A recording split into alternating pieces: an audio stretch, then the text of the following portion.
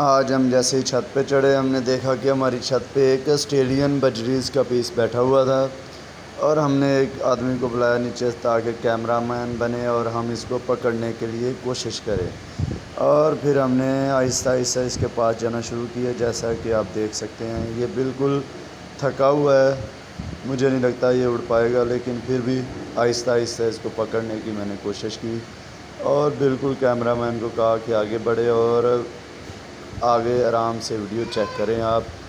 یہ آرام سے میں نے اس کو دیکھا، وہ مجھے دیکھ رہا ہے، پکڑ لیا آرام سے اس کو۔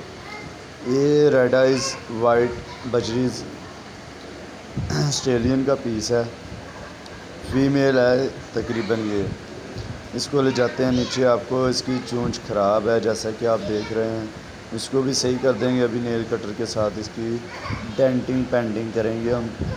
فیمیل ہے، بالکل تھکی ہوئی ہے، پانی کے لیے بڑی پیاس لگی ہوئی تھی، پانی پلایا میں نے اس کو، تھوڑا سا دانہ بھی ڈالا، پھر اس کو فریش کر کے پکڑا میں نے تاکہ ویڈیو بنائی جائے اس کی۔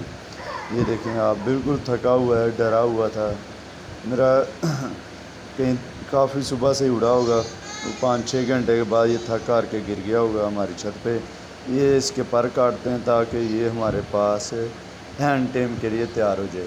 میں نے تھوڑے دن پہلے ہی ویڈیو دیکھی تھی کہ ہینڈ ٹیم کرنے کے لیے یہ ایک طریقہ بھی بیسٹ ہے ان کو، کیونکہ یہ زیادہ فرینڈلی ہوتے ہیں، ڈرتے نہیں ہیں۔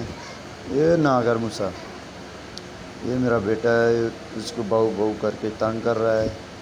آگے دیکھتے ہیں پھر انشاءاللہ اس کی آپ کو ٹیم۔ یہ ایک سائڈ سے پر کاٹ دی ہے میں نے، دوسری طرف سے انشاءاللہ وہ بھی کاٹ دیں گے۔ یہ بھائی چل، یہ دوسری طرف سے بھی گیا ہے۔